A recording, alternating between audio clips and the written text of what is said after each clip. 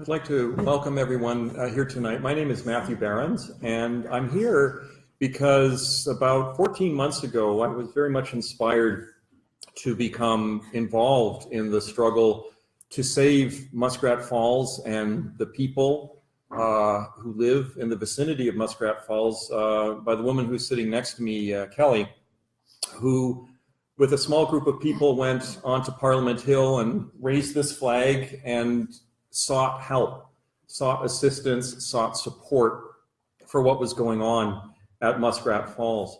And I knew a little bit about Muskrat Falls because I knew that it was especially sacred to the Innu Nation of Nitassinan, and especially to someone near to my heart, Elizabeth Panashwe, an Innu elder with whom we walked across this province in 1990 in the Freedom for Nitassinan Walk to try and stop NATO war training over their traditional homelands. And for those of you who are unfamiliar with what was going on at that time, NATO had advertised a space where no one lived, terra nullis. And they were dropping 1,000-pound concrete dummy bombs. And they're flying at treetop level, seriously disrupting the caribou migrations, seriously sending individuals who were out in canoes at risk of being overturned and drowning, and causing the conditions of despair and suicide that are all too common in remote communities that have been subject to colonialism for many centuries. And at that time, Elizabeth Panashwe and a number of the elders got together and said, we have got to stop this. And the way they decided to stop it was to start going onto the runways at Happy Valley Goose Bay, which was the proposed site of the NATO expansion of the war training that was going on.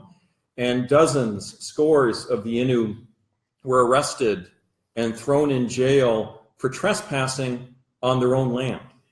And we, a number of us in central Canada, got together and said, we've got to work in solidarity with the Innu. So many of us started doing the same things. The Innu would go onto the runways with tents. We went to the War Department with tents and sat in front of the doors and said, as long as there are Innu people in jail, folks who are not directly affected but are in support, perhaps we should be in jail as well. And this campaign went on for about 5 or 6 years. And eventually it proved very successful because NATO saw that there was a cross-Canada campaign of solidarity. People in Europe were starting to ask where their warplanes were going and what they were doing to destroy traditional Indigenous cultures in a place called Labrador that none of them had ever visited and many of whom had never even heard of this place. And in the end, NATO looked at the mass democratic uprising in this country against that base, and they decided the price was too high for them to proceed. And so when Kelly sent out that invitation to get involved, I started to do some research of my own on Muskrat Falls and was horrified because tomorrow, Prime Minister Trudeau is going to be going to Labrador to issue an apology that was left out of the 2008 apology that Stephen Harper delivered for residential schools for an act of cultural genocide. So finally, the survivors of the Labrador residential schools will be receiving an apology, but many of them are asking a question. If you are apologizing for a past act of cultural genocide whose effects are ongoing, why is it that you are investing $9.2 billion federal dollars in a project which will inevitably result in a far more lasting act of cultural genocide against the Inuit and the Innu people of Labrador? And you're going to hear tonight about why this qualifies as an act of cultural genocide. A year ago, last month, scores of individuals broke through the fence at Muskrat Falls. They cut the lock and they walked 10 kilometers in the mud and the sleet and the rain, and they occupied the Nalcor. Nalcor is a provincial energy corporation offices for 5 days. Work was completely shut down. We had a rally in Ottawa of hundreds of people in support of 3 hunger strikers who had come to Ottawa: Billy Gauthier, Delilah Saunders, and Jerry Kohlmeister. And they, at that point, were almost at the 2-week level of having gone without food. And it was only as a result of all of this public pressure that a government which had refused to even consider properly consulting Indigenous people finally sat down and with a few hand-picked leaders, cut an agreement without actually checking in with everybody else. And 11 months later, they violated that agreement, and that agreement still is in violation as well. And Kelly will probably talk a little bit more about that agreement. But I guess what I'd like to pose for all of us here tonight is to ask, what are we willing to do to stop an act of cultural genocide, which is very clearly happening? And it's not just me saying this as a political rhetoric. This is something that has been identified by Harvard University, by some of the top scientists on the planet, by some of the top engineers on the planet, who have studied this issue in depth. And this is their conclusion. Listening to the elders of these communities who say this is what is happening. Looking at the effects of climate change, regardless of Muskrat Falls, on the traditional patterns and culture of the Innu and Inuit people of Labrador as well. Last month, we had to occupy Carolyn Bennett's Toronto constituency office to get a meeting with Carolyn Bennett, which will be taking place tomorrow night in Happy Valley, Goose Bay, in a sharing circle, which is being organized by a group called the Labrador Land Protectors. And I guess the question for me is, this project has been in the works for a long time. Why did it take all these years, all these protests, all these occupations before the Minister of Crown and Indigenous Relations deigned to meet with the individuals who are most affected by that project? And that's why I sometimes refer to Ms. Bennett with respect as the colonialism minister, because it's the same old practices under a happy new name. And so what do the Inuit and the Innu have to do to get justice in this instance as well? We're all familiar in Ontario with the effects of Minamata disease and mercury poisoning at Grassy Narrows. We know about the horrific impact that 90% of the community lives with, devastating neurological conditions in Grassy Narrows. And imagine what it must be like for a community who sees that poisoning coming their way and who are told day after day, it's inevitable, it's 85% complete, we might as well just finish and mitigate. And so a whole group of Indigenous people on this land that we call Canada is being asked to accept certain levels of poison in their food, in their water. Currently in Labrador, this war against Indigenous people features some of the same weapons that Canada and the United States have used in past colonial wars. There's something called Agent White, which is similar to Agent Orange. It's an herbicide that was sprayed, a defoliant, by the millions and millions of gallons over the people of Vietnam. And we know the kinds of birth defects and the horrific deformities that that caused. That's now being sprayed to try and keep vegetation away from the base of the pylons for the transmission cables. And do we have any doubt that the residue from that poison will get into the earth, into the soil, and then leach into the roots, into the trees, and into the bushes that have the berries that are traditional harvesting grounds for Indigenous people? So there's no doubt in my mind that an act of cultural genocide is in progress. And a lot of us have come together here in Perth. I want to acknowledge the terrific work that is done by Lanark Neighbours for Truth and Reconciliation, because there's a real strong recognition in this community that to get to reconciliation, we have to speak the truth. And when we speak the truth, we can see what is exactly happening. We are concerned, having read the Truth and Reconciliation report, about our past, But it's not just enough to talk about the past. We have to look at how the past informs the present and, unfortunately, the future, unless we make different kinds of choices. So as you listen to tonight's panel, I'd like to just invite you to picture yourself living downstream from Muskrat Falls and ask yourself, what would you do? What would you do when every time you protest, an injunction is thrown down and your elders are thrown in maximum security penitentiaries, as 3 elders were thrown into jail, 4 individuals, in fact, for periods of up to 2 weeks. One of the individuals, 79-year-old, was on a hunger strike all during that time. Is this the era of truth and reconciliation, or is this just a continuation of the colonial destruction and cultural genocide which has been part of the Canadian project since time immemorial? So again, ask yourself what you would do in their shoes, but more particularly, we're not in their shoes. We have a great deal of power and privilege relative to the folks in Labrador because we live close to major media outlets. We're an hour away from Ottawa, and our voices help to amplify the voices of those in Labrador who I think oftentimes feel a little bit lonely and a little bit isolated. And so I think the more that we can talk about these issues and act upon these issues, the stronger this movement to stop a genocide will be. So I'd like to again thank you all for being here tonight and turn it over to Kelly. Hi, thanks. Thank you, Matthew. That's a great introduction.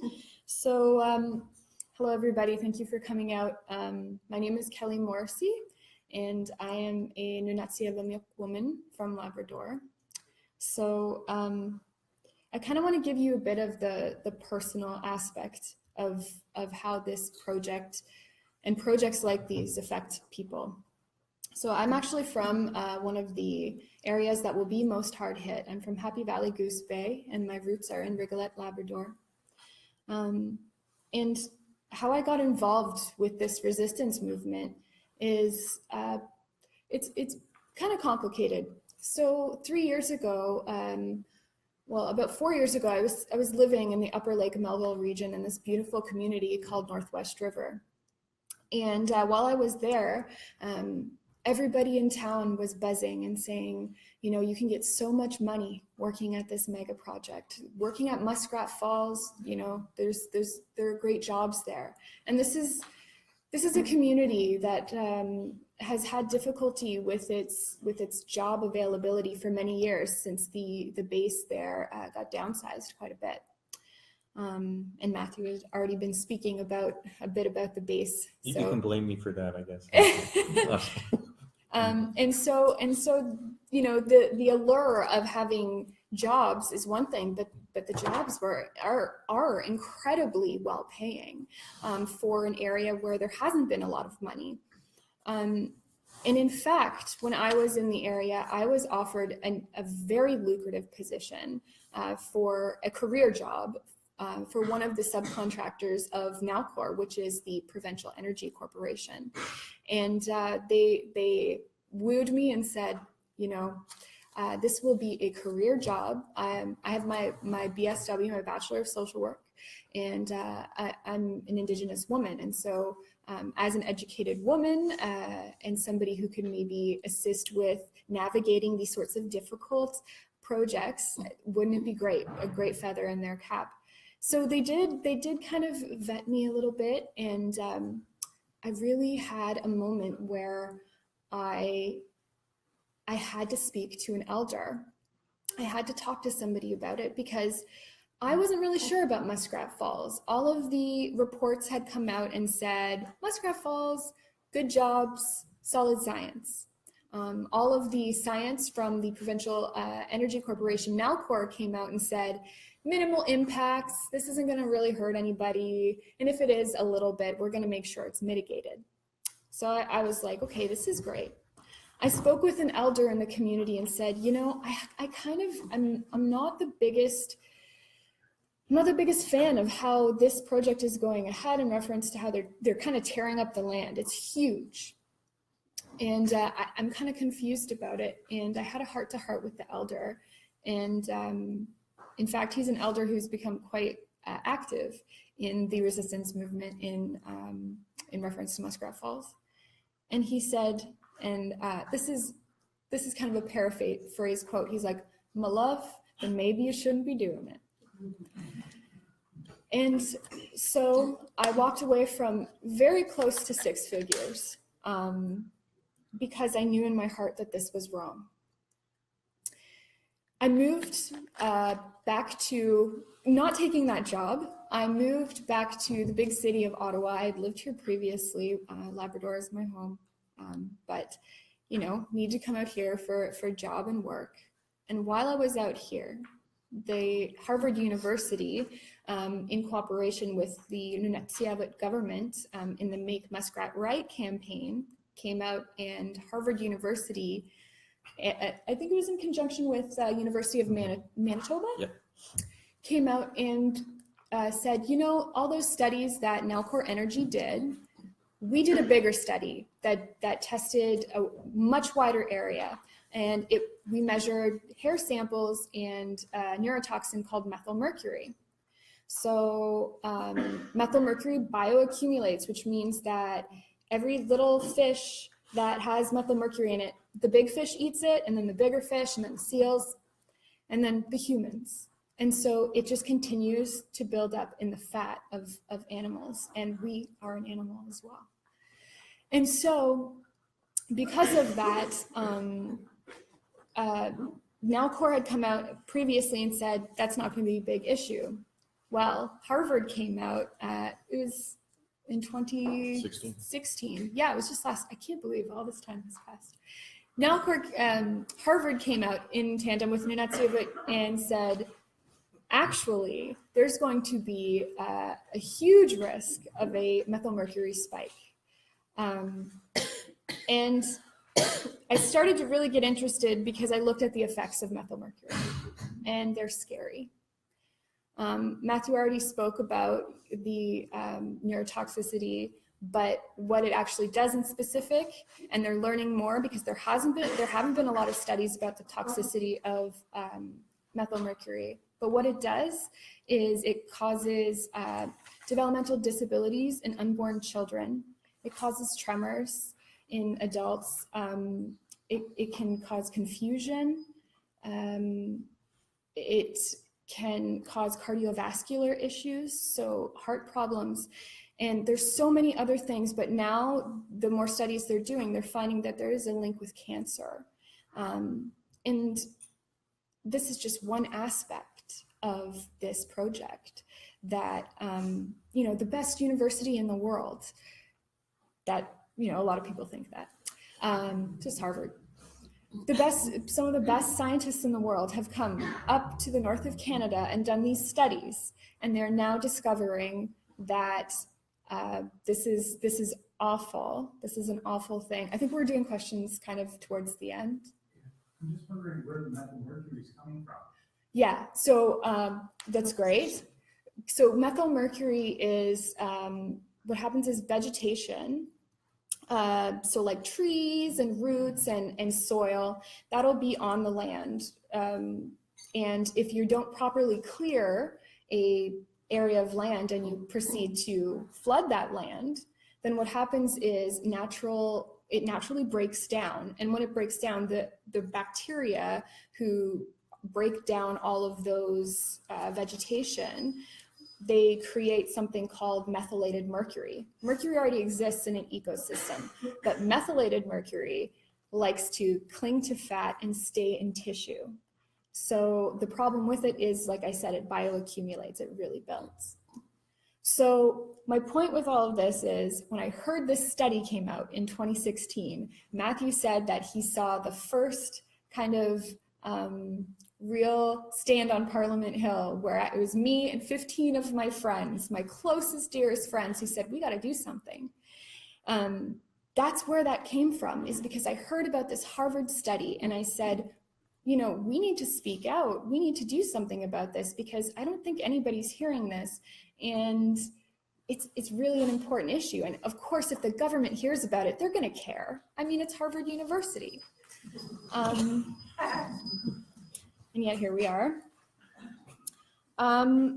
so I started off small, and I've met some wonderful people along the way, but I realize that moving forward, we have, this is the way forward, is spreading the message and awareness.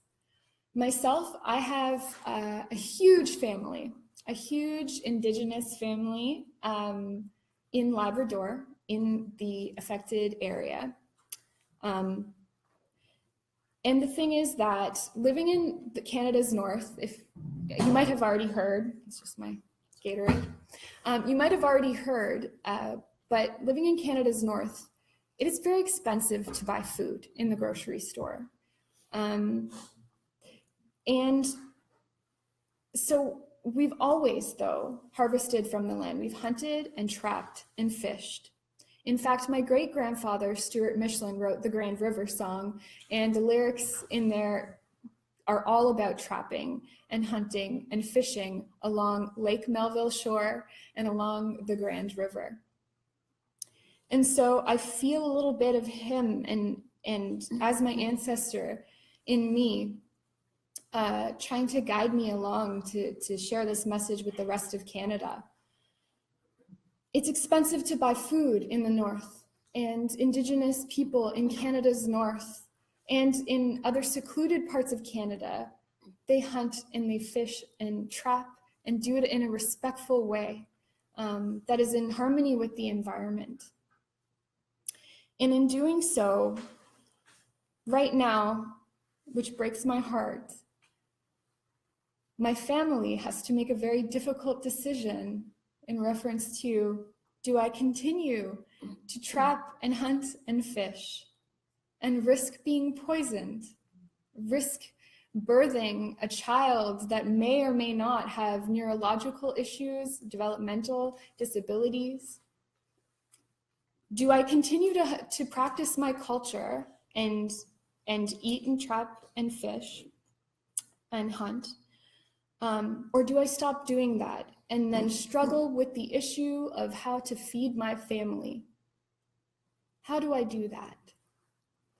And then you wonder why there are people who I love so much, and there are people who I love and are in my family who work at Muskrat Falls, and I care so much for them. But you wonder how they make the decision they do.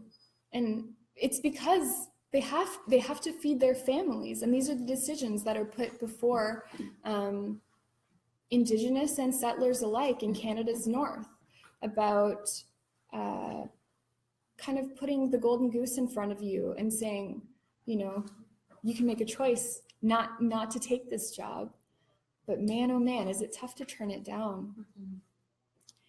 And it's awful, I think, sometimes that governments and corporations put Indigenous and settlers in these difficult positions.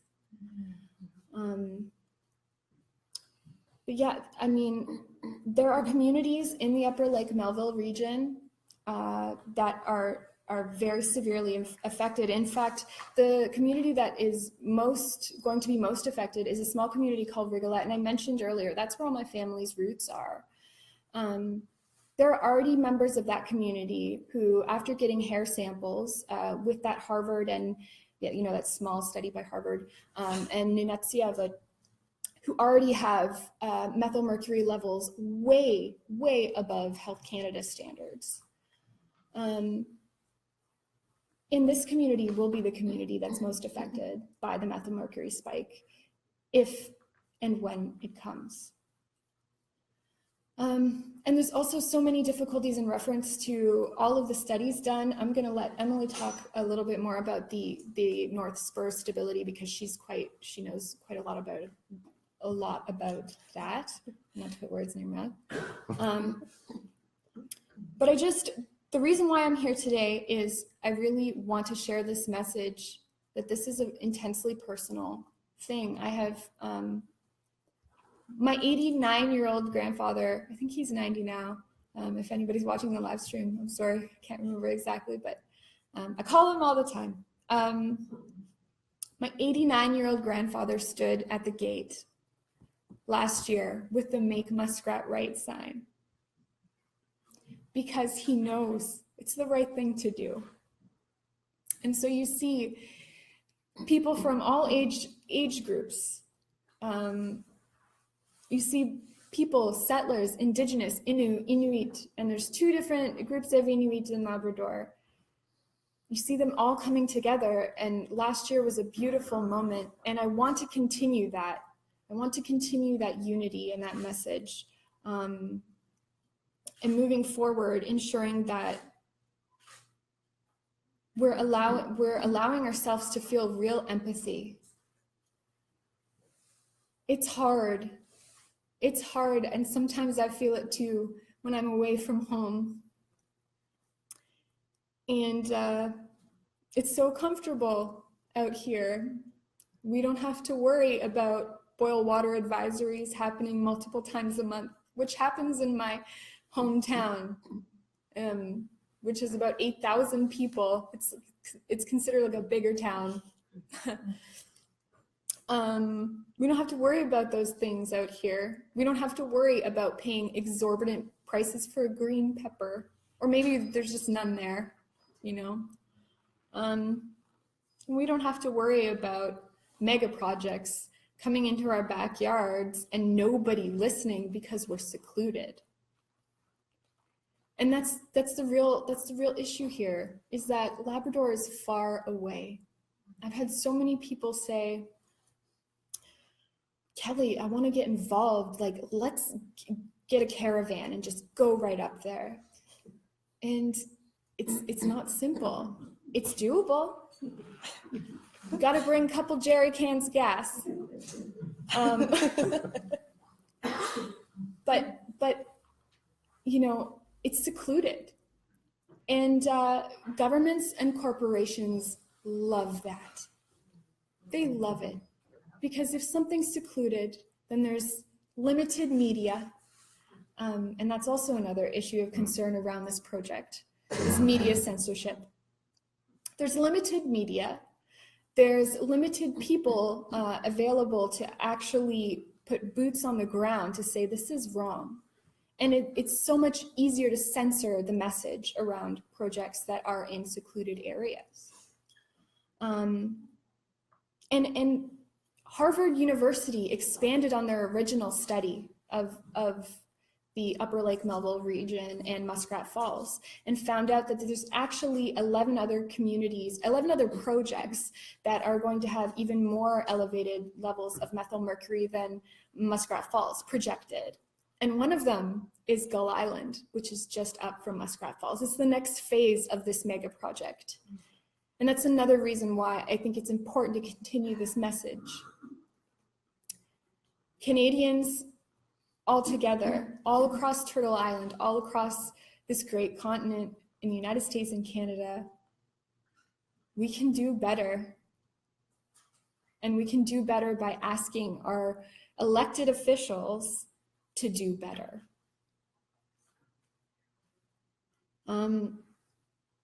I can honestly go on about this all night, but I understand that there are 2 other people beside me, and I know that we want time to answer questions as well, even though a very good question was already asked. So if you want to take that. Okay, thank you, Kelly. And I'm just going to say, if you want to jump in and you think of something, then please, by all means. Yeah. Hi, everyone. My name is Emily Philpott. I am from Newfoundland and Labrador, Corner Brook, Newfoundland and Labrador, which is on the island of Newfoundland. I have family and close friends who grew up in the same community of Happy Valley Goose Bay, Labrador, as Kelly, but I'm not from the region myself. And I'm a master's student in International Development Studies at York University in Toronto. I began that program last September. Like many people from Newfoundland and Labrador, I've been following the news about the Muskrat Falls hydro project for many years. And last fall especially, I was following the news surrounding growing protests at the gate of the project, the occupation of the camp, like Matthew and Kelly had mentioned, the hunger strikers, the people standing here in Ottawa, Kelly and her friends. And I've been concerned about the project for a few years, but I was very compelled once I learned about this Harvard study to learn that this project, which people have been protesting since it was first began as early as 2010 and 2011, because it is damming off a very important, it's one of the largest rivers in North America, and there are 7 or 8 other rivers that run into this river. And dams, even though they are marketed as green energy when they're in large scale, they can actually produce greenhouse gases that are comparable with burning fossil fuels, for example. And this is because you have to flood a large area of land to have a reservoir to build water up behind so that you can let that out to produce energy. And that's also the same space where the methylmercury is being produced. And also it's a huge construction site, lots of trucks, lots of gasoline being burned. So even though they are promoted as green, when they're in this large scale, they release a lot of harmful things to the environment. And also you are very drastically changing the course of that river and the flow of that river, which is very important for a lot of reasons, which we'll talk about a little bit more. So I had been learning about this in the news and becoming increasingly concerned about my friends and family and fellow Newfoundlander Labradorians living in the Upper Lake Melville region of Labrador. And Upper Lake Melville is a really important estuary and a large lake on just at the end of the Grand River where Muskrat Falls is being built.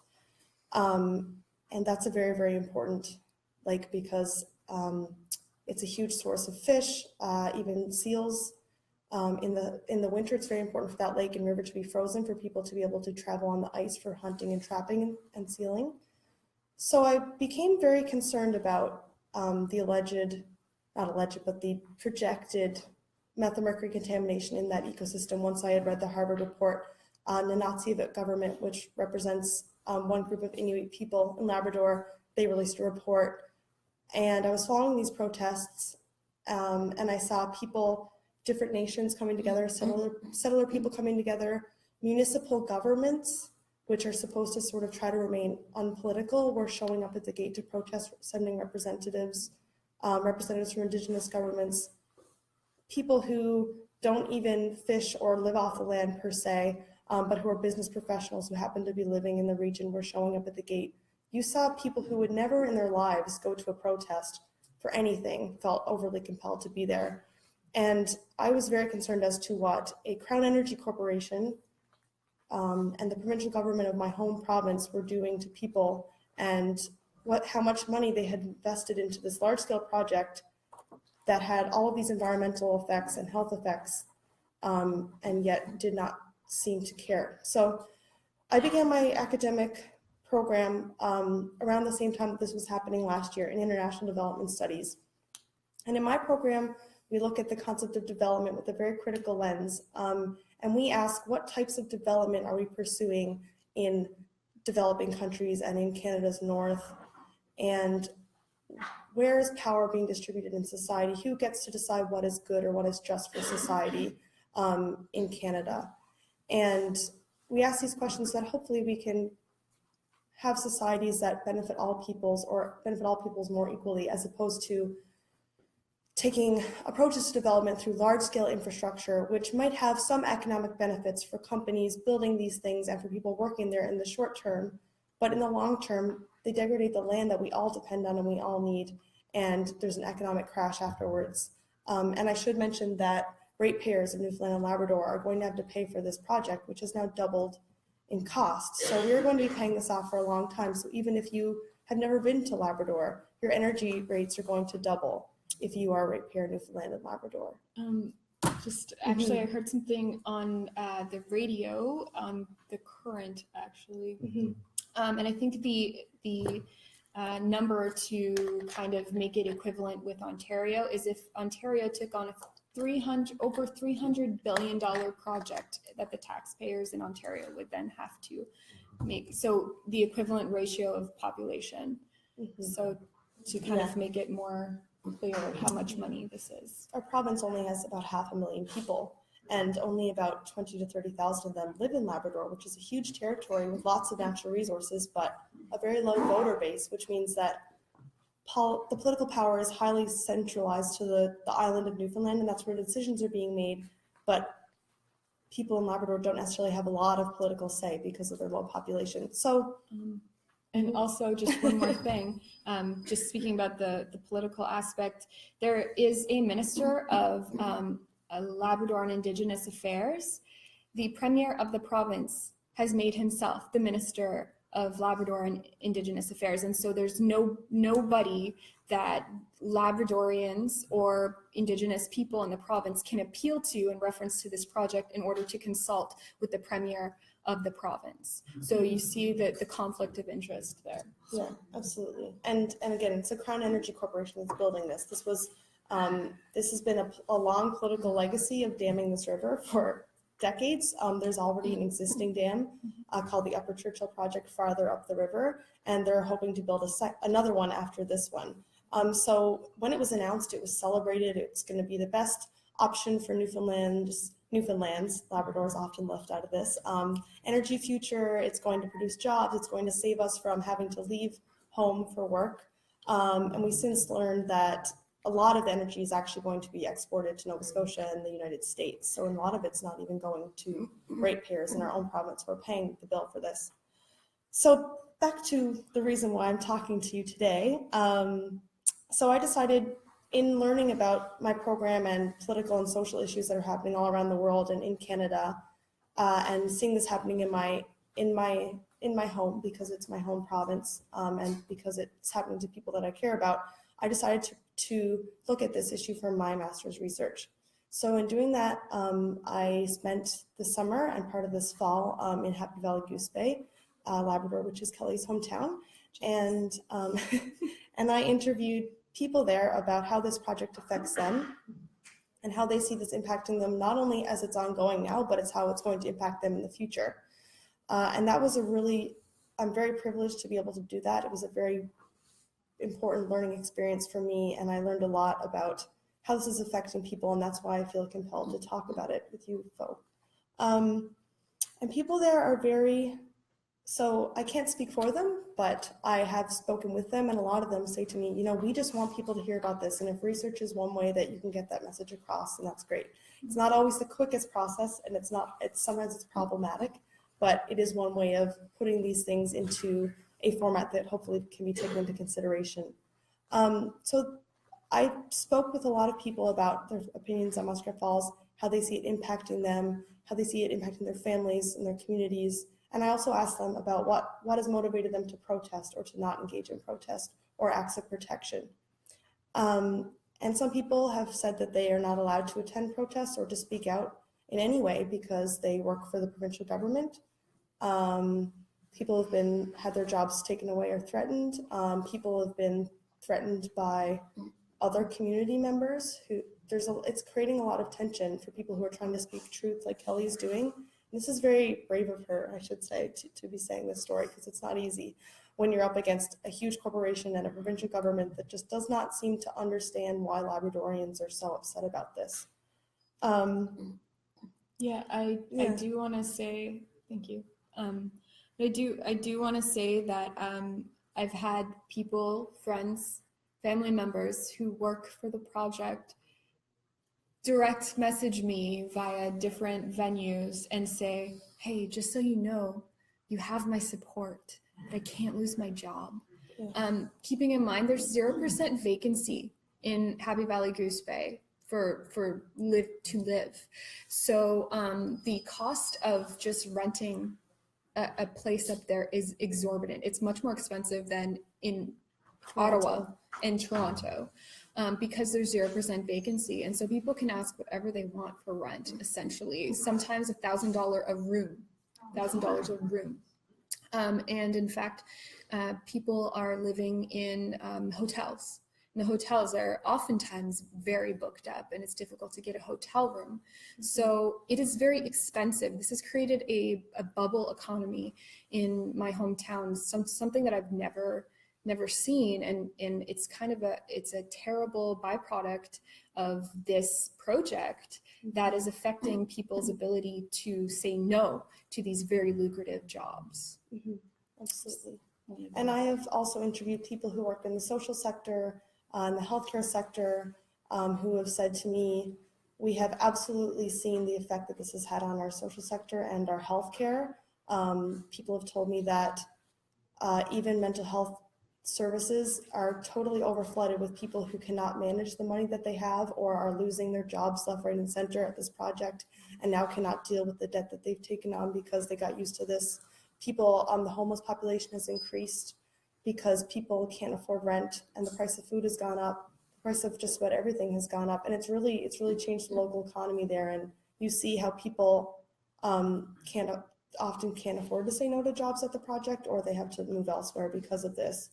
So it's not just a matter of an environmental thing, but it weighs on all avenues of society. And that's another thing that came through my interviews, not just with professionals in those sectors, but with people saying, I can't afford to feed my family like I used to. And if methylmercury comes into our ecosystem, that's going to double down. I have people saying, and I say, how is that going to happen? Are you going to stop fishing? Are you going to stop stealing? Are you going to stop hunting?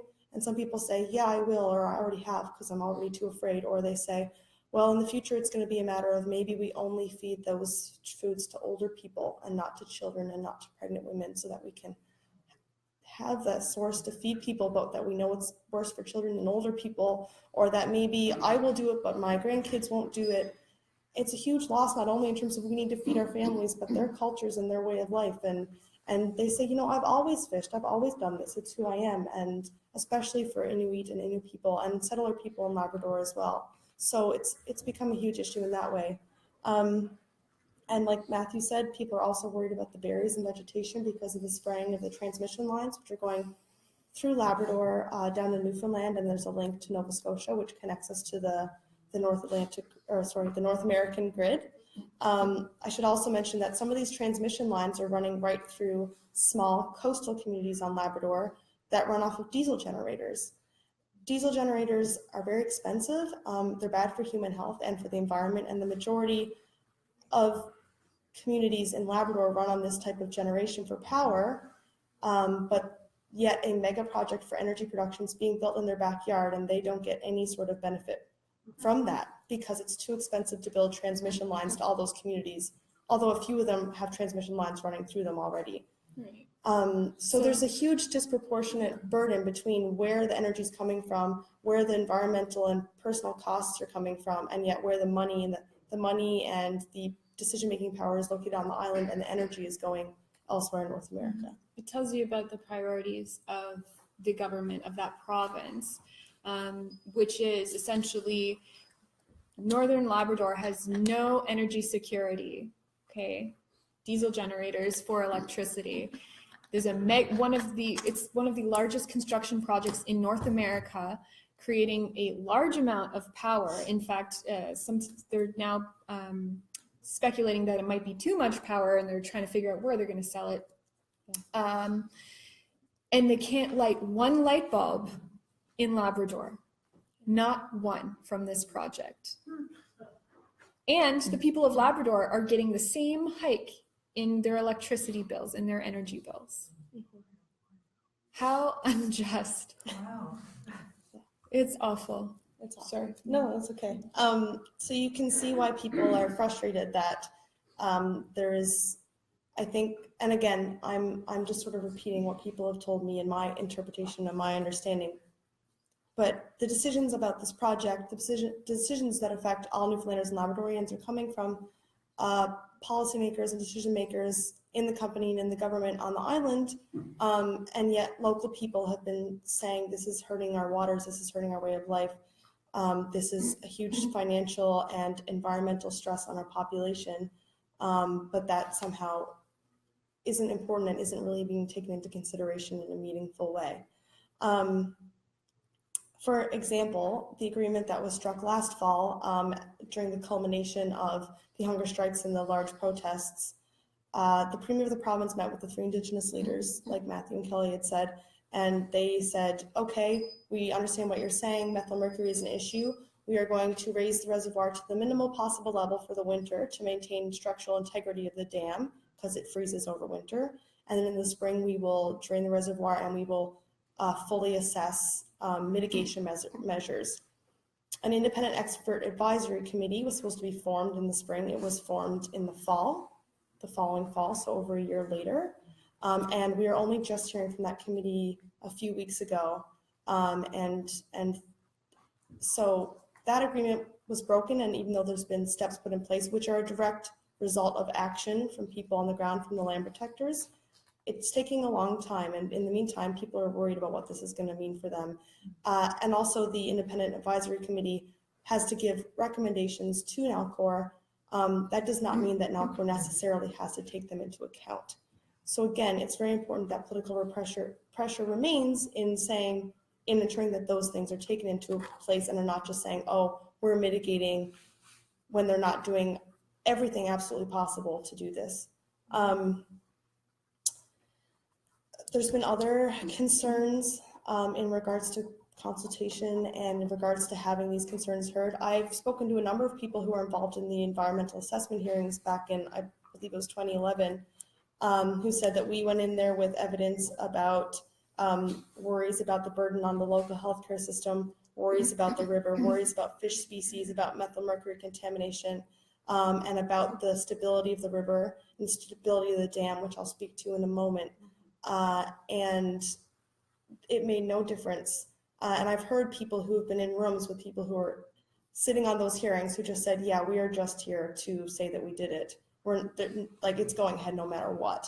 I've heard that from tons of people who have been in rooms and have heard this is going ahead no matter what. And the one of the leader of one of the political parties, the political NDP, not to make this about political parties, but Earl McCurdy was on an APTN special the other day saying this was rammed through, which I think is the best way to put it. It seemed that at every stage, whenever local stakeholders tried to get involved in this, the attitude was very much, okay, thank you. Look, we gave you your time to speak, but this is our action plan. It's been very difficult in terms of the analogy Matthew likes to use is that the train is on the tracks and it's going over a cliff, and they're very reluctant to slow it down or to stop it and take a look at maybe we should put this train on a different path instead it just keeps going and going. So people are, that's I was saying outside before we came in. I love that analogy because a pause could really change the course of that train. But I think it's really important to note that anything that has involved consultation with Indigenous groups or settlers, because there are many settlers who are also involved in this resistance movement, anything that has happened has come from the grassroots movement. So the Make Muskrat Right campaign came from the Nunavut government. They got the train moving in reference to that, but it was the occupation of the NALCOR site by the people who broke the lock, and it was the people who were hunger striking. There were four. 3 came to Ottawa and 1 stayed in Labrador.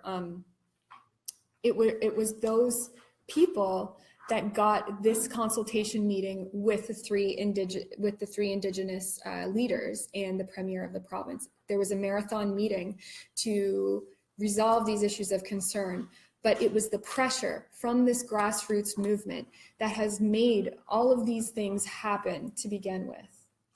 My feeling, now it's my personal feeling, but I think the proof is in the pudding, that without these grassroots movements, this would not have happened, okay? It was the pressure from good people doing hard work and speaking their truth, speaking for their ancestors, speaking for the land and the animals, that made these things happen, these consultations without any real action when it came to pass. But I think it's really important to highlight that. I don't mean to kind of hijack your point, but because in meetings, governments like to say, well, I'm happy to see that consultation did happen. at federal meetings, they really like to say that. And then we like to highlight, actually, consultation only happened after these grassroots movements. It's important to remember that because you folks are here, and I'm hoping, that this can get you charged up and get you involved the same way. I don't want to talk for too much longer, but I think that's a very important point. And so many people have said to me, I'm not the kind of person who normally gets involved in protests. It's not a typical thing for this region. But they said, this is my home. This is everything. This is my neighbor. This is my children, their food. This is our community. This is our river, which holds so much history. It's a sacred space for a lot of people. Muskrat Falls specifically is a very important site because anyone who's traveled up or down that river in the past thousands of years would have to get out of their canoes and would have to climb up over the side of those falls. So it was a natural meeting place for trappers and hunters of all different cultures. And so people just feel compelled to stand up against this, people who would never do so otherwise. And a lot of people say that to me. And the other concern that I really want to speak to, because we haven't spoken to it yet, is about the North Spur. So this is one of the most immediate, I guess, threats or issues that people are worried about. Part of the dam is being built on a river that is famous for its landslides. It's a very sandy place. It's like the whole region is just sand, sand, sand. And part of the dam construction is incorporating this natural sort of dam formation called the North Spur, which consisted mostly of quick clay or marine clay. A number of years ago, a group called Grand River Keeper Labrador brought one of the world experts in quick clay, Dr. Stig Bernander, to Labrador, and he traveled that river in boat and helicopter, walked the banks, did some testing, and he presented a paper to Nalcor stating that he did not think that once the reservoir was filled, that natural clay formation would hold. He is very concerned, and many people are very concerned, that the proper testing and the proper reinforcements have not been done on that formation. And so one of the things that the land protectors are calling for is an independent study on that clay formation. Because what this means to them in their understanding, and through the work of people like Dr. Bernander and another master's student named Robin Jury also did his study and came to the same conclusion on this, that further testing needs to be done because this is not necessarily stable. If that gives way, that could result in a huge flash flood and a dam breach, which could be catastrophic for Happy Valley Goose Bay as well as Mud Lake and other communities downstream.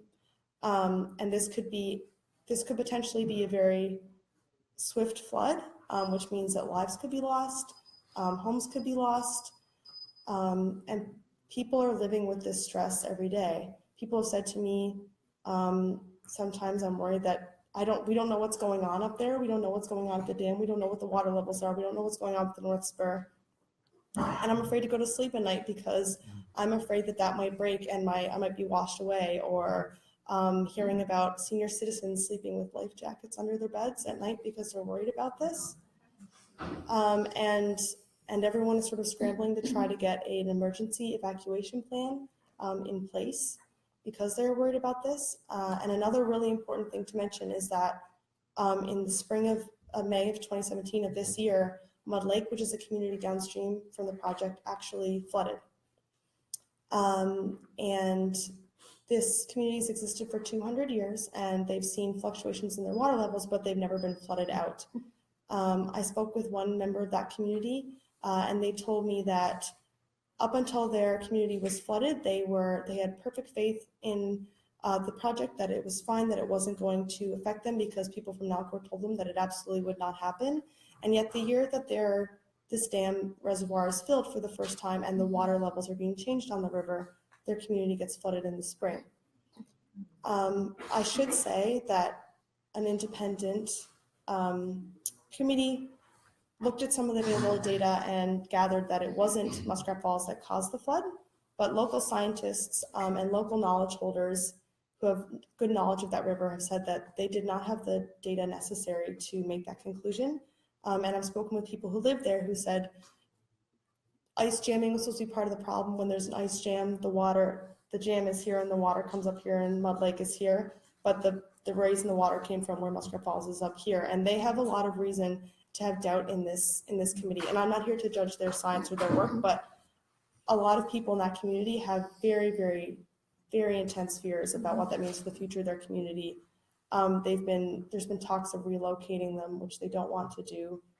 And they were promised would not happen to them. And there's still people from that community who are not back in their homes yet, who are still living in military barracks on the base and in other places in Happy Valley, Goose Bay. So this community they experienced very significant trauma. They had to get airlifted out of their homes at like 3 o'clock in the morning because of the water coming into their community. They've already seen this happen. And now they have good reason to fear that this project might impact them when they were promised that it wouldn't. And if the North Spur is to give away, if a landslide is to occur near the site, we could see a flood that is much quicker than that, and people are very, very worried.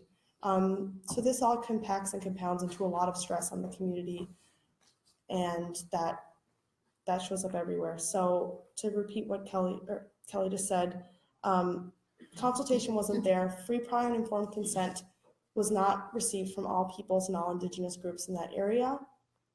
And that is why some of the land protectors are calling on stopping that until that's obtained and until all the data and all the science and all of the traditional knowledge is taken into account and they can feel safe in this project going forward. And I should also say a public inquiry into this project was announced just a couple of days ago. Within the scope of that, there is potential for environmental and human health risks to be assessed, but it is not mandated. It is up to the discretion of the chair of that inquiry. So it's also important that we put public pressure on that those considerations are taken in and not just the economic and spending cost overruns of the project as well. So those are some of the main things that people have repeated to me and people have explained to me. I'm sorry I talked for so long, but I hope that clears up some of the questions, and yeah, thank you. One thing that we forgot to mention, we hinted at this, is that the Labrador Land Protectors are calling for suspension of operations at Muskrat Falls. One thing you can all do is go to change.org and look up the petition, which is called A Call to Suspend the Dangerous Operations at Muskrat Falls. You can do that now on your phones, or you can do that when you get home. The other thing that's really important is to name who's responsible for Muskrat Falls. Kelly and I have had the dubious pleasure of going up the elevator to the top floor of the Ministry of Stolen Resources in Ottawa, which is called Natural Resources Canada. It's amazing that these gifts that we are so privileged to enjoy are called resources, as if they're something that you get at, Resources Are Us, the toy store. And each level of government boots responsibility back to the other. The province blames the feds blame the province. There was a provincial federal panel that came up with 89 separate recommendations back in 2010 saying, before you do anything, you've got to make sure these benchmarks are met. Federal government didn't want to, hurt the province. The province said, over to you, Nalcor. Nalcor has a monopoly on power, and Newfoundland and Labrador is a crown corporation, and in fact is protected by legislation which prevents anybody from going in there and creating alternative energy.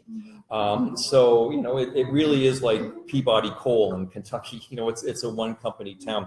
The other thing that is quite remarkable is that this will be put tomorrow night in the sharing circle to Carolyn Bennett, the Minister of Crown Indigenous Relations, calling on her to suspend.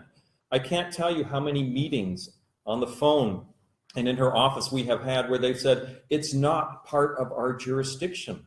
And again, as you've kind of guessed tonight, there are Indigenous people affected here. It is part of her jurisdiction, and yet they're saying it isn't. And so, I'm really glad that this is being framed within the scope of C-262, which is having its second reading on December the 5th, Romeo Saganash's bill to adopt and implement the United Nations Declaration on the Rights of Indigenous People. And you keep hearing this language of free, prior, and informed consent. Well, the Liberals came out earlier this week and said, we're going to support the legislation. And then in the little, details, they said, of course, it's not the only way to adopt UNDRIP, which has been their strategy all along, which has been to water it down. And I think as we go forward, supporting C262, which is very much worth supporting because it's a valuable tool, it's not the perfect answer, we can hold the Liberals not only to that, but to say, if you really do support this legislation,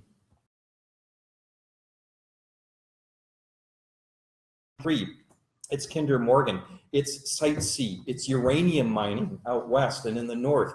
It is the methane buildup in these massive hydro reservoirs. Methane is 85 times more powerful than CO2 when it comes to greenhouse gases measured over a 20-year period. And most of the north, the northern Inuit in the Arctic area are seeing massive amounts of methane being released. It's like a carbon bomb that is going off. And this is not green energy at all. This is actually exacerbating the issue as well. Finally, I just want to let you know that right here in town, we have a symbol of the big funder of Muskrat Falls. It's the same bank, Canadian bank, that was behind what was going on at Standing Rock, the KXL pipeline. That's TD Securities, TD for total destruction. And together with Goldman Sachs, you remember Goldman Sachs from the 2016 United States election, they and TD got together with the Royal Bank of Canada, with Scotiabank, with BMO, all the banks in Canada, to arrange for these billions and billions of dollars. So they're the holding agent for that. So as we start to think about bringing it back locally, and we're really grateful that Murray is here tonight to talk about some of the local struggles that we can learn from. We have local foci that we can certainly look at, whether it's petitioning, whether it is looking at who's got an account at TD, who's got an account at any of these big banks. Maybe we should open a credit union here in town. Maybe we should do postal banking. Like, there's so many different connections that in working on solidarity with folks who live thousands of kilometers away, we can actually not only be helping improve their communities, we can be improving our own as well. So thank you. And let's, Murray, we'd love to hear from you. Yeah. First, I'd like to acknowledge the territory of the Anishinaabe people of this place. This is our traditional territory, and I would like to acknowledge this territory, and I would like to acknowledge all our ancestors who are here with us tonight. We might not see them, but they're here, and they're listening, and they're at work. In their own way, they're at work, and I want to acknowledge them. I'd like to acknowledge all those of you that I recognize, and that I've seen you time and time again at meetings like this, that were helping us during our uranium resistance in many, many ways, either at the gate or in your own quiet way. All of you in this room have done a lot of work, a lot of resistance work in your own way. And I want to acknowledge you and the work that you've done tonight. And lastly, I want to acknowledge you. You're beautiful, you're well-informed, you're amazing, and you're representatives of applying the 7 foundational teachings that we all hold. You represent that, you're doing that right now. And so, chimigwech to you for doing this. It makes my heart feel good. Thank you. When we were resisting uranium, it took 2 years, 2 or 3 years out of our lives. And compared to the project at Muskrat Falls, it was very small. And it was very, very hard on us. And it was very hard on a lot of people in this room also. But in our community of Ardoch Algonquin First Nation, which is my community, it was extremely, extremely difficult. And I don't really know if we've recovered from that. And so communities who are impacted so deeply as the Inuit and Inuit communities, my heart goes out to you, and I wish I could actually do something, which, I mean, apart from writing letters and maybe standing in solidarity, I think we are limited in what we can do, but there are things that we can do to help you. Words just don't cut it. They just don't cut it anymore. It's not time for words anymore, maybe a long time ago, but not anymore. In the 90s, and I'd just like to come back to Elizabeth Panashaway, I went to listen to her talk in Kingston in the 1990s when she was walking across Canada and or down here, I should say, and she galvanized me, and she became a role model for me. And then when we created Defenders of the Land, and we had our first big meeting in Winnipeg, she was sitting across from me. And at that time, she had stopped doing heavy, active political protests. And what she was doing is taking people out on the land. And she was doing mesh canoe. And mesh canoe is actually, you can get it free on your computer. You just type in MESHKANU, mesh canoe, and you'll find it. And in there, she explains what she was doing. And what she was doing was taking people out on the land and calling people to come and be with her on the land. And then she and Francis, her husband, at the time, would take people out on a long canoe trip. So one was in the wintertime walking, and the other one was later on the water in a canoe. And she never said it exactly, but to me, my understanding of this was that you cannot love what you don't know. And so she was taking people out on the land to help people understand and maybe learn how to love the land. And I think that if we learn to love the land again, I think that it will change things deeper than the grassroots level. It'll change our lives. And if we change our lives, then we change everything around us. And then those things like Muskrat Falls will not happen. Elizabeth Panashaway, was totally against the damming of the Churchill River. And unfortunately, one of her sons was a supporter of that. And I think that that's an example of what you were talking about, Kelly, of how it divides people, these things. I'd like to also touch on consultation and free, prior, and informed consent, because we experienced it. And for politicians, I'm sorry to say, they talk through both sides of their mouth, and that is I think it's part of being a politician, and I apologize to politicians in the room, but I think politicians are put in impossible positions.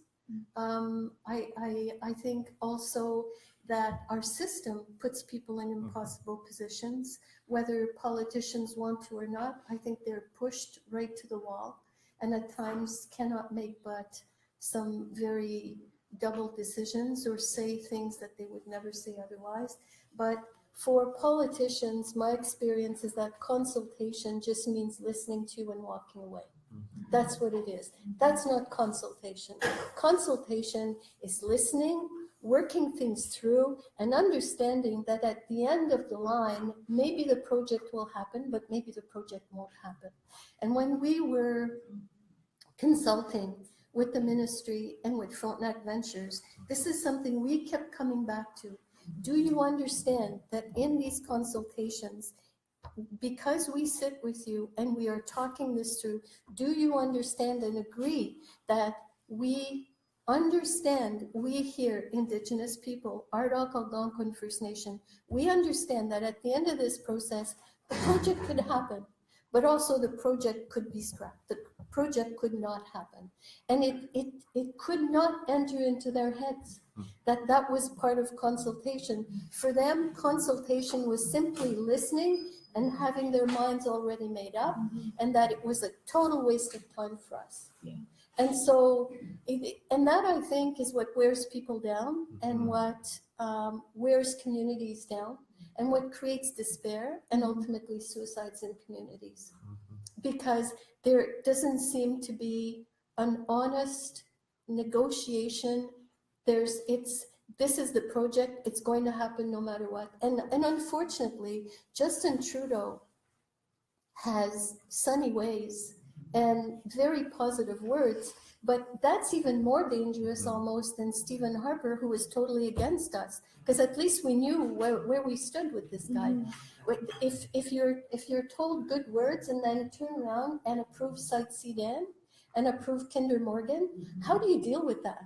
You just don't. You don't know which way to turn. You don't know how to deal with a person like that. And ultimately, the politicians that work with him.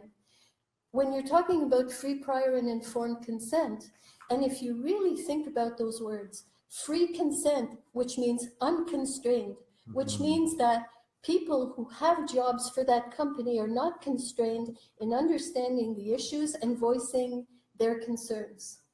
Prior consent, prior to the project starting, informed, understanding both from the point of view of the person or the company who is bringing in this project and the people who are going to be the recipients of everything from this project, understand fully the impacts of this project or these projects.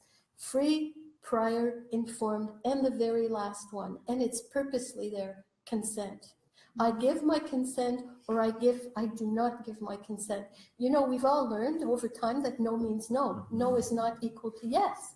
And so when communities say no, but the government says yes and overrides communities, again, despair, what do you do? And where do people turn to?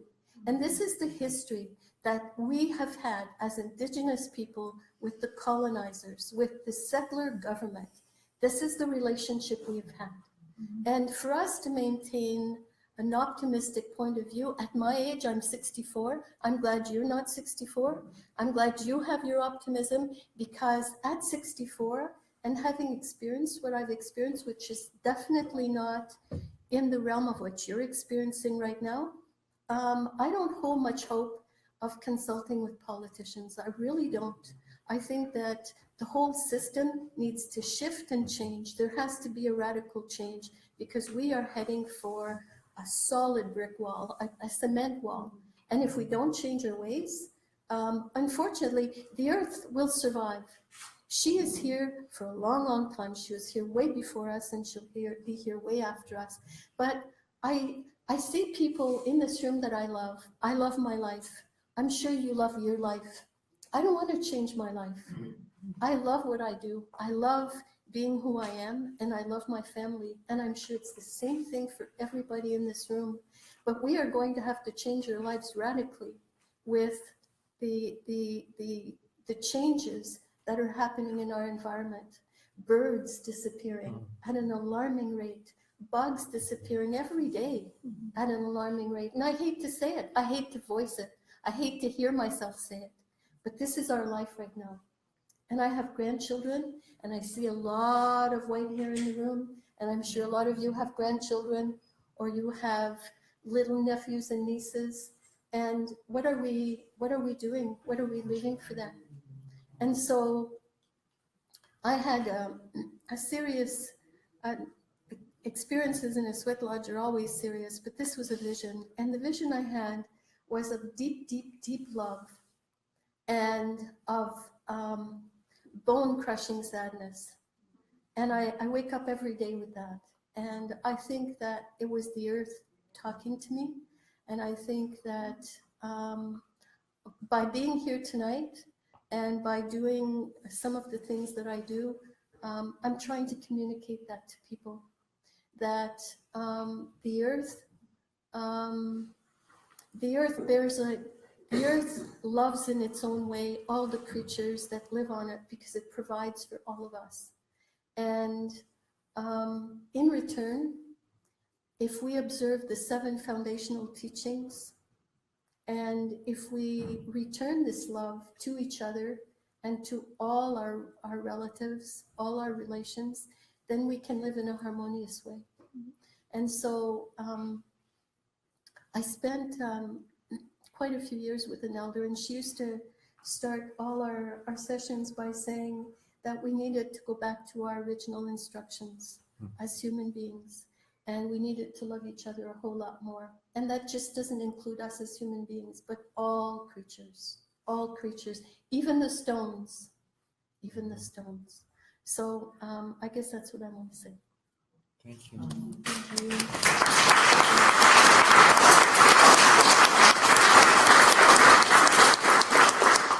If you'd like to, before we take any questions, I'm going to pass around a clipboard and see if you'd like to be involved. I know people are very busy and involved in many things, but if you would like to, at the very least, just be kept in touch with what's going on. So if we need to do a call-in day or a write-in day, if there's going to be a rally in Ottawa, if we're going to do something in Perth, if you have a special talent as a designer, you'd like to help with a poster, something like that.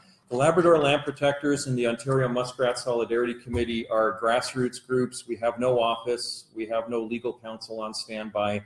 We have no salaried positions, but we do have costs as well. And one of the costs that we have is trying to keep our speaking tour on the road, modest as it is, and just pay for transportation and break even. So on the one hand, I'm going to pass along this. So if you wouldn't mind signing on, we'll be in touch. And we're also going to pass a hat so that if you can contribute to our costs, we'd very, very much appreciate it. If you have no cash but would like to write a check, you can write a check out to Homes Not Bombs, which is the umbrella organization that is responsible for the Ontario Muskrat Solidarity Committee. So if you do have any questions or comments to share, please raise your hands and I'll just pass this around.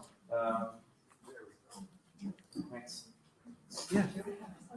My deepest concern, after especially listening yesterday morning on the current, that 85% of this project has been completed.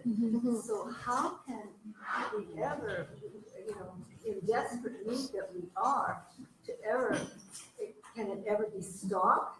It can't be reversed, but can it be stopped? Because this is so urgent. I mean, it's just it's going to drive us all crazy. So what? Yeah. And we know, and I agree, this consultation, it's like, do we become like some of these other nations that are facing dictatorship, which is what this is really paralleling dictatorship? Do we go into, almost the violent type of protesting where we burn down or whatever? And this is what's so scary, that we can't stop this. That's my nightmare. That's a really good point, and that has sort of been one of the proponents' sort of arguments is, well, we're 60% done, we have too many loans, we have contracts, we cannot stop this, it's too much money. So I think that is why the land protectors want to put, in the time of this call for public inquiry, that is why they're really pushing to have the project at least suspended until these things can be looked at and until that free, prior, and informed consent is obtained. A lot of land protectors would like to see the dam taken down and the river to flow as it once would, and a lot of us would like to see that. I'm not here to say whether or not that's a reasonable goal. That's not my position to say, but I think at the very least they would really like to see it halted in the meantime, a full forensic audit of the company that's building it to see where the money is going, where the cost overruns are coming from, because taxpayers are paying for this, to have the independent advisory committee's recommendations on methylmercury fully implemented, and to have the North Spur and the stability of the dam in general independently reviewed at the very least. And the chair of the methylmercury committee, in his last interview with APTN, he said that this is far too late coming together, and he has his regrets that it took so long. I don't know why that is, but I'm assuming it has something to do with reluctance from the decision makers. But he said that he is hopeful that some things can be done to mitigate methylmercury. So again, there's possibility to stop maybe that element of it, but that's going to depend on political pressure, public pressure for those recommendations to be, one, hopefully they are scientifically, physically possible, and two, for them to be fully implemented. So I think that's a very good point. How do you stop it when you're up against billions of dollars and an 85% completion number? And I think it's about, at the very least, as the land protectors are calling for, to have it halted until, at the very least, those things are met. One of the arguments for using the atomic bomb over Hiroshima and Nagasaki was, we've put $2 billion and 1940 into it. We might as well make sure it works. And that's a sick genocidal mentality. And it's a question of priorities. The Trudeau government has committed to spending over $80 billion in new War Department spending over the next few years. Now, they don't have to, I don't think they should spend a dime on it, but nonetheless, when they want it for certain projects, it's there.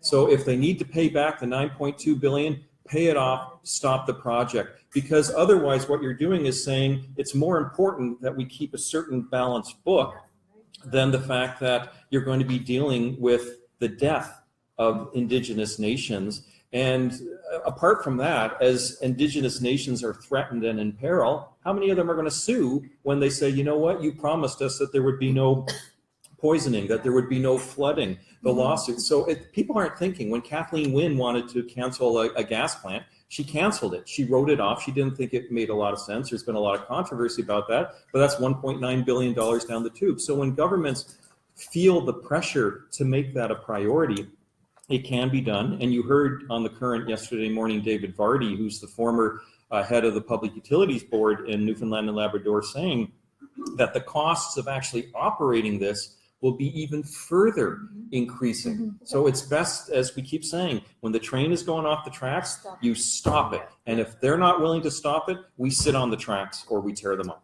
I don't see why it shouldn't just stop, get dismantled, and it's done. Yeah. It's the people will suffer, but the animals will suffer, the water will suffer. It's just wrong from beginning to end. So from my perspective, it's the only line is a hard line. That's it. Yeah, absolutely. And I know that one of the mottos of this resistance has been, it's not too late to do what's right. Yeah.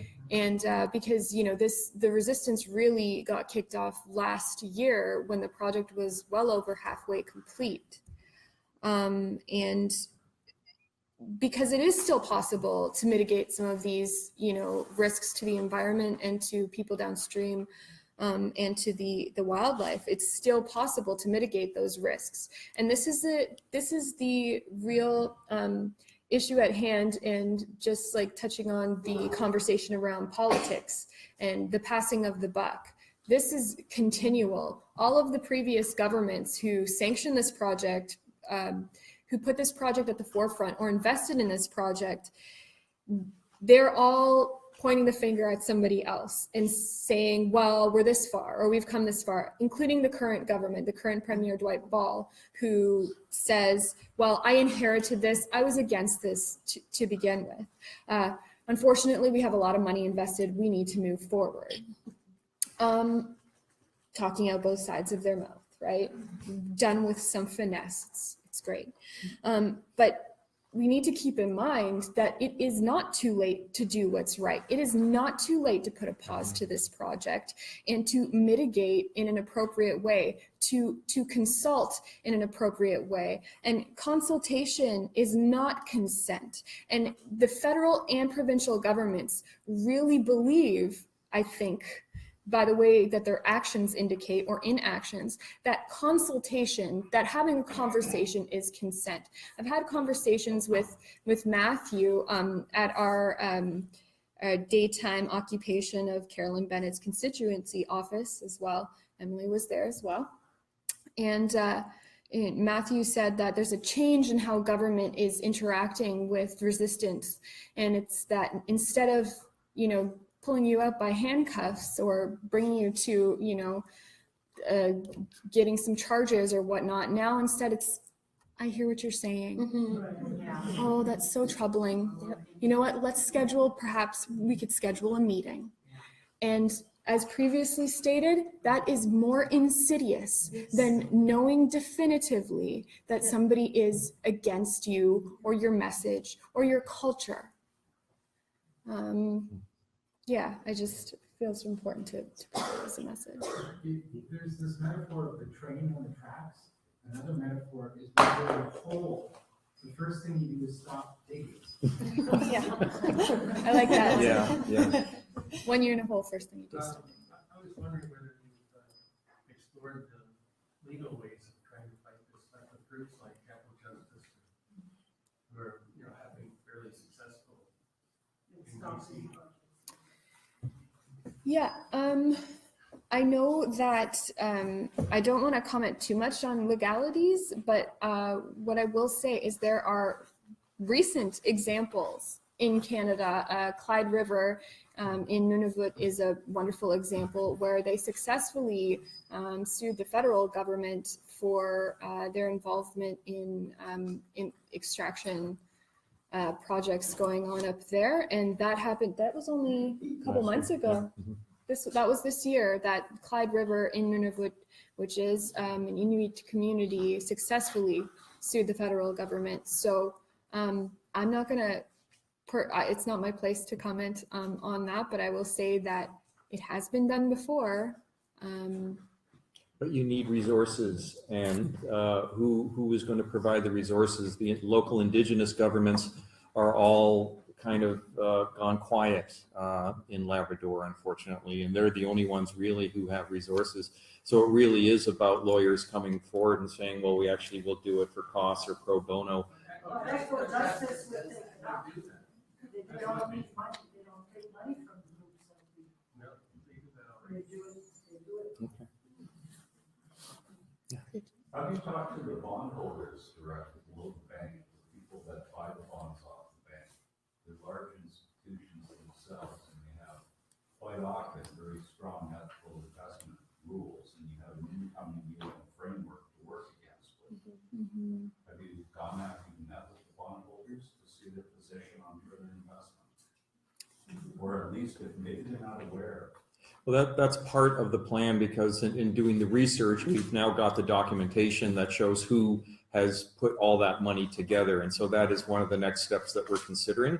And it's something that a lot of folks in Labrador are certainly interested in doing, because so many of them are prevented from actually going to Muskrat Falls and protesting because of the terms of the injunction. There's something called a protest pad, which is an officially sanctioned government space where you can go and protest, and they'll sit there and say, we understand your concerns, as Kelly was saying. But absolutely, that's something we want to look at further. And if you've got some advice on going forward on that, we'd love to talk with you about that. Thank you. And just so you know, the boots on the ground, they don't call it the protest pad, they call it the peace camp. So it's been reframed in a much more positive way. Taking that space back. Yeah. This is a different kind of question which expresses my ignorance. Will you please tell the story of your flag? Yes, very important. Actually, Emily and I were saying we need to make sure we talk about the flag behind us. We're so, yeah, it's, we've been told not to look. I'm not looking at the screen in front of me, and so I'm not able to see behind me. This is the Labrador flag. It is considered unofficial by the province of Newfoundland and Labrador, but Labrador itself considers it pretty official. Official enough that a couple years ago, there's two kind of entrances to Labrador, and there's these great big signs, and they're very appropriate because Labrador is known locally as the Big Land. So they're huge signs. They say, welcome to Labrador, now entering the Big Land. And a couple years ago, Labradorians wanted their flag flown at the two borders. So there's a border coming in from Quebec, and there's another one coming in from Quebec, but kind of taking the ferry over at Blanc-Sablon to the island of Newfoundland. And the provincial government forbade it. You're not allowed to fly this flag. There's the Canadian flag, the Newfoundland flag, and the, the Union Jack, I think it was, flying at these borders, but not this flag. So several Labradorians, including some now they call themselves land protectors, who were involved in this as well, went to the borders, dug some holes, the holes. Different kind of holes, positive ones, and filled those holes with concrete and flew the Labrador flag. So you can see that Labradorians are feisty, and so now just only about 2 years ago, I think the provincial government formally raised the Labrador flag themselves under pressure. So this is the Labrador flag behind us, and Labradorians are very proud of it, obviously. Emily, do you want to speak to the colors or anything? Colors? Yeah, the colors are for, is it snow, water, and land? Yes. Yeah. So yeah, and then that's a spruce twig. Actually, I noticed Emily has spruce twig earrings as well. And it does, so Labrador is very remote, but it is very beautiful. Frozen vistas, the Mealy Mountains, the most beautiful now national park in the north of Labrador called Torngat Mountain National Park, and I just got goosebumps thinking about it. So Labrador is got a lot of snow, a lot of trees, a lot of water. We've heard a bit about the water today, and so this is a flag that represents where we're from, and I'm very proud to be Labradorian. And if you go to Labrador, and I do encourage you to visit, because it's not all bad news. It's beautiful, and the people are warm and wonderful. You'll see a lot of Labrador colors and Labrador flag houses and everything, because Labradorians are very proud to be Labradorian, and I really saw that last fall as well, when everybody came together in unity of resistance to this project.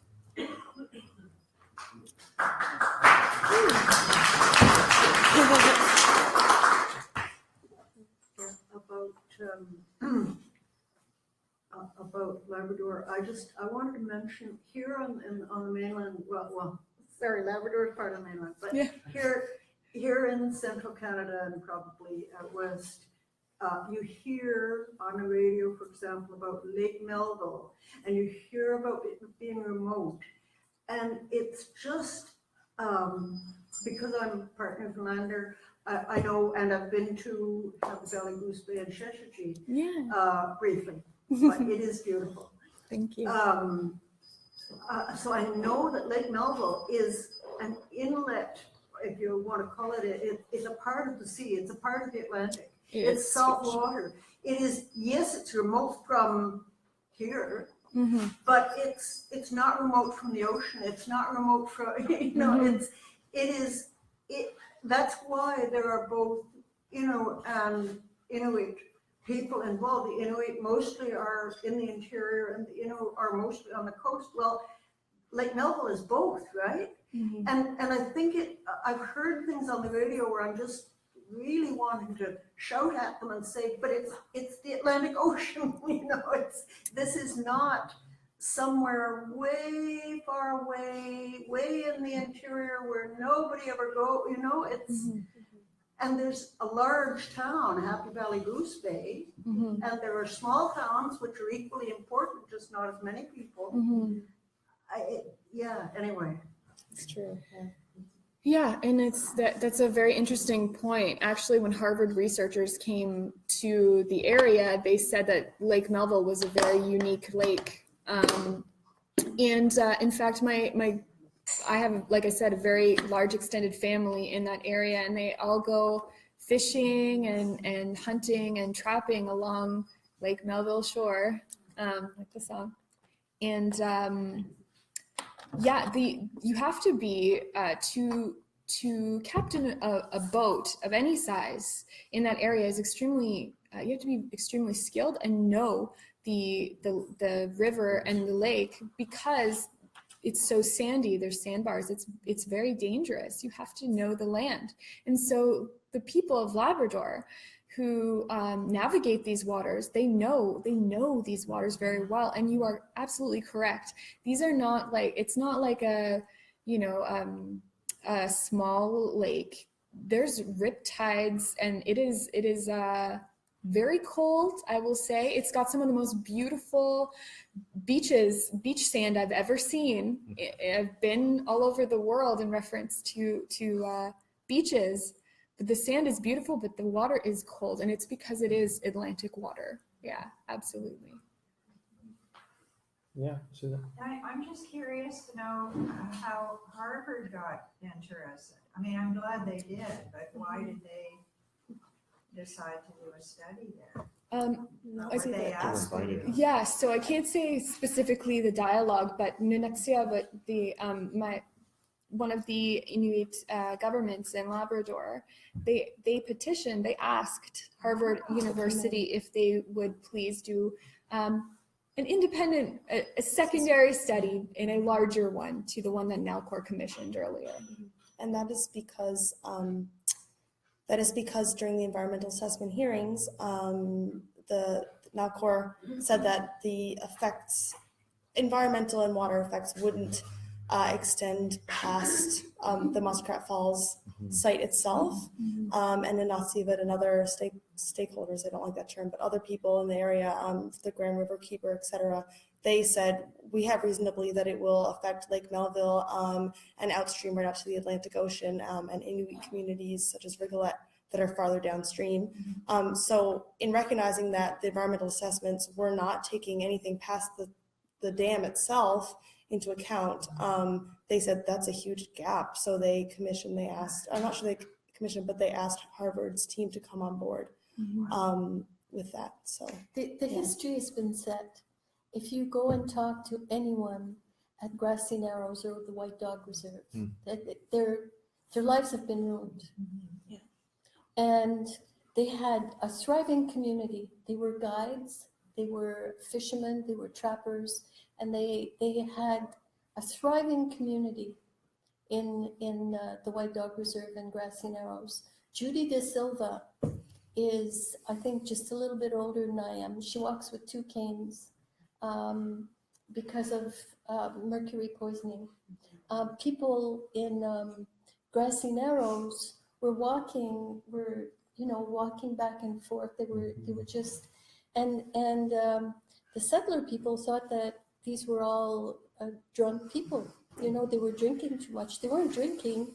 The mercury had affected their balance, because that's one of the side effects of mercury poisoning, is it affects your balance. And that's one of the least of the effects, I should say. And so the history has been set, the precedent has been lived. It's there. It's there for people to see. And the politicians know this, because the Japanese scientists that came here during Pierre Trudeau's political reign. And the report was squashed. I hate to shatter some of your illusions about Pierre Trudeau, but the report was squashed under his political tenure. They knew what was going on in Grassy Narrows. They knew that people were sick. They knew that they were being impacted by mercury poisoning. So the history has already been set. The precedent's been set and been done. And all we need to do is go and look and listen to the people of Grassy Narrows and the White Dog Reserve. And this is what is waiting for the people in Labrador, in Nitassinet. This is what they can expect. And the subsequent destruction, when you talk about genocidal impacts, to say it more pointedly, is to say that a whole culture is decimated because you live from the land, and you cannot live from the land anymore. So what are you going to do? How do you live now? And those are the hard questions that everybody here must think about. How do people live then? They can't go to Max Milk and go and pick up a quart of milk and some butter and white bread for very little. That's not the way it works. And it's not the way it works at Grassy Narrows or White Dog Reserve either. So we pay the piper, you pay now, you pay later, but there's always consequences. We learn that in the little school when we're in kindergarten, but we forget. We forget there are consequences to what we do. And this is a very serious one. And the lesson should have been learned, but from the misery of the people at Grassy Narrows and White Dog. Yeah. The consequences are things we wish we could prevent before they happen. And history has shown time and time again that we are not all so fortunate. And so many of the things you're saying, the heart and soul, you bring back memories from times in the past where I was involved in some things. And the words of a close and trusted friend came to mind as you were speaking. And he said, leadership is a cruel trick played upon the innocent by the dishonest. And he kind of really sparked something up, and I got into deeper trouble as time went on. But the wonderful thing that really inspired me, and I hope you can find in your own purpose, is you may recall Matthew Kuhnkamp's Yes. with the Northeastern Power Grid. Yes. And that wonderful moment where he, is a very influential and passionate and persuasive individual, was able to find a fishing trip time on a beautiful lake with Senator Edward Kennedy. And when they came back from the fishing trip, there was no more Eastern Power Grid. And I think the bondholders had probably left the project at the same time as a result. So my wish and hope for you, and this, is that you can find and enlist a very honest and true, authentic leader that can carry that passion and bring it to the other leader who can have that influence to help that difference happen before the consequence takes us all over. Just as long as the words are honest, and it's not just beautiful words that end up vaporizing into the Ethernet. We hope so. That's my hope for you, that it is honest and true. Yeah, that just kind of brings me back to I have multiple family members in my direct ancestry, as well as extended family. I'm talking about my grandparents, talking about aunts and uncles. I'm talking about cousins who went to residential school. And Justin Trudeau is going to my hometown tomorrow to apologize. I think he's apologizing on Friday, at the same time that he is participating in neo-colonial activities in that exact area. And I have to question the timing. Why now? And I think it would be good for all of us to question why now and why here. It's not enough. You can't apologize to a group of people while talking out of both sides of your mouth and poisoning or actively participating or standing idly by while this is happening. And it's not idle work, because there are billions of federal dollars sanctioned by this government behind this project. It's also, I'm glad you raised the issue of leadership, because oftentimes we pin our hope on the savior who comes in on the shining horse. And what's been really inspiring about the Labrador Land Protectors is the lesson that we are all leaders. And we lead by our example, and we lead one person meeting another person, sharing and talking together. That way it's decentralized. So if somebody happens to get bought off in the process, other people are still, and we see that all the time, right, are still showing the leadership. And the leadership that we've seen on this tour is being in rooms like this tonight, and someone says, you know what, I know about bondholders, I know about the law, I know about this, I would like to help. And it spreads it out. And the wonderful thing about leadership at this level is how threatening it is to governments. We are at the 40th anniversary of one of the most remarkable documents of the 20th century called The Crisis of Democracy, which was written by Samuel Huntington for something called the Trilateral Commission. And this is a book that you can buy, and it was an analysis of the 1960s and 70s, the civil rights movement, the women's movement, the ecology movement, the indigenous rights movement, all these movements all swelling together. And they wrote a book called The Crisis of Democracy, because instead of celebrating these things, they saw them as a problem. And they saw that the 60s and 70s represented what they called an excess of democracy. And when you read these words and you read their prescription, they said democracy is a virus, and we have to control its spread.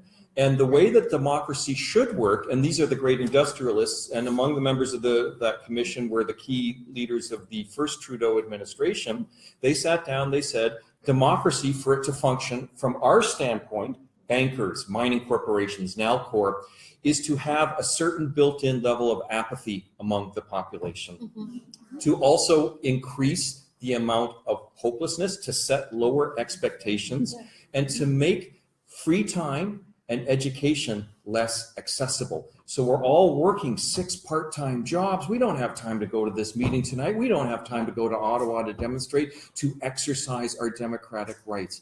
And that's the thing that we witnessed, you know, when we go up that elevator and there's security surrounding us at the Ministry of Stolen Resources, they are SHIT scared to see us there. I know that Carolyn Bennett's probably not looking a lot forward to tomorrow evening's visit, because she's going to be meeting democracy in action the way it actually should work. We're seeing that as well when we go to these meetings with these high-level government officials who are looking to us for some kind of reassurance and support. They'll look at us and they'll say, you know, we used to be on your side of the table. I used to be an activist too, as if we're supposed to pat them on the back and say, it's okay, you went in for the big bucks and you made your cut. They're scared. And if a small group of us going up there scares them, imagine what a room full like this does. We know we have more power than we know, but we spent our whole lives being told, lower your expectations, you don't have power, you can't challenge City Hall. Well, just look at the work that's been done. And really, Maureen, I want to congratulate you especially, because your leadership in this community amongst, and Ramsey and Murray, as part of the Lanark Neighbors for Truth and Reconciliation, you have seen a change. I have anyway, since I've lived here, in the discussion, in the amount of coverage that's taking place of these kinds of issues. When you have full packed houses for the archaeological display that took place out in Tate Valley, when you have local councillors for the first time being forced to acknowledge not some political thing, but a fact. Whose land is this? Who never gave up this land? That's happened within the past couple of years through persistent democratic work, people sitting around a table and saying, what are we going to do next? Consulting in the real consultation in terms of discussing and being accountable with Indigenous folks in this area. That's democracy and that's leadership. And I think the more we can embrace that and say, you know what? My voice does make a difference. I'm going to write that letter to the Perth Courier. I'm going to call Lake 88. I'm going to go stand in front of TD saying, why are you supporting genocide at Muskrat Falls? People are going to say, what are you doing? You hand them a little flyer that we can provide you. Bit by bit, that's how we did it with the Innu campaign. That's how it was done with the Lubicon Lake Cree. That's how it was done with the Haida. That's how it's always done. It's bit by bit by bit. Martin Luther King didn't just emerge out of nowhere and start leading a civil rights movement. It was the women in his community who actually did all the groundwork, and he was just chosen as the spokesperson. It was already there. So again, let's remember that we've got that power. I'd just like to, and some people in this room know this, but my community's name is actually AFNA, Ardoch Algonquin First Nation and Allies. And we adopted that name after the Rice Wars because the Rice Wars would never have had the outcome that they had if it had not been for the unity and the work that settler people and Ardoch did together to counter what was going to happen to the rice beds at Mud Lake. And it was the same thing when we were resisting uranium. We wouldn't have gotten as far as we did if we had been alone, and the settlers wouldn't have gotten as far as we all did if they had worked alone. And so we need each other. And instead of fighting each other, it's so much easier if we work together, because our sandbox is actually quite small. Quite small. You guys are a very, oh, sorry. You're Is a it very possible hard act to follow. I just have a quick comment. Sorry. I felt that you were understating the problem. You're explaining it now, but the problem of the North Stream. And I would say encourage people that quick clay is like quicksand, except that it's clay. And that's what they're counting on to hold back how many more millions of tons of water. That is an accident waiting to happen. Can you imagine the apology that will happen 50 years from now after the whole of the Lower Churchill area in Grand River is, you know, is completely changed by a massive break? Anybody who wants to really get an idea of it, look up on the internet, look up North Spur, Muskrat Falls. There is a huge amount of information there, and it's really terrifying. And if you'd like to look up the methylmercury study by Harvard University, probably the best window for you to get to that is if you go to makemuskratright.com. That's the Nunatsiova created website. That's their hashtag Make Muskrat Right campaign that they tried and to start online, and it was quite successful and continues to be. If you go there, they have a link to the Harvard study. They also have kind of a synopsis there, which makes it's long, so which makes it also kind of have the meat there.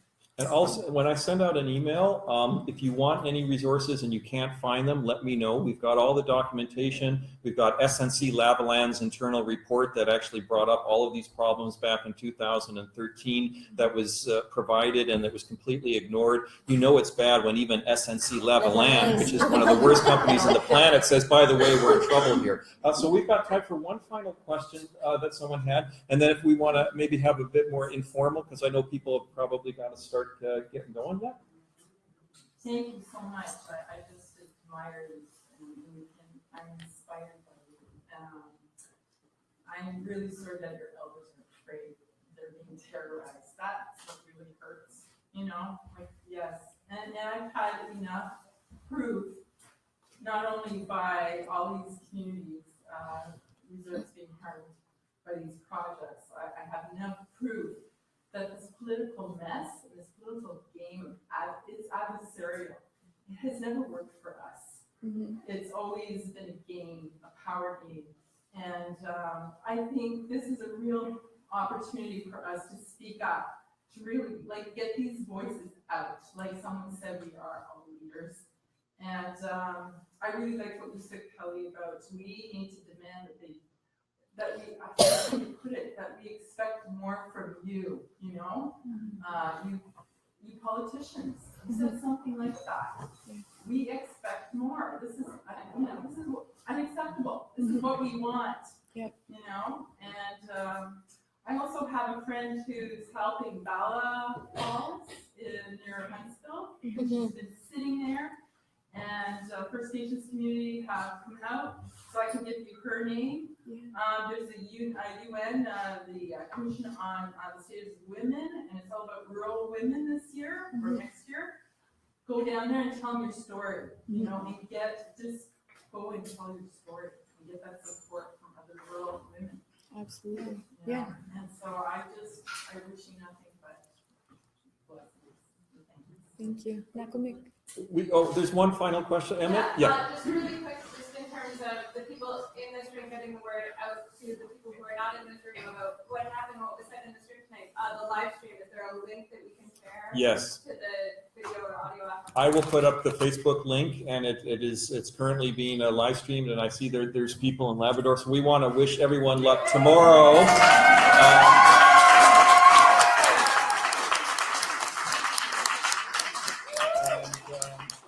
And again, we want to thank Don Best for really getting behind this here, and St. Paul's United Church for their fantastic support. And we will continue on. And again, if you're not involved locally and you want to hook up, please see Maureen for getting involved with Lanark Neighbors for Truth and Reconciliation. It's a really vital group that carries forth so many of these different messages. You were mentioning what's going on at Bala Falls. I'd like to put a pitch out there to remember Oka.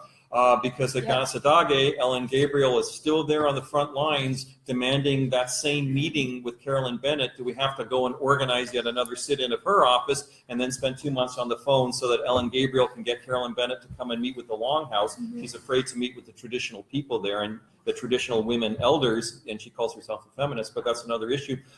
So again, these issues just keep building up and building up, but the more we're talking about these things, the more we're networking.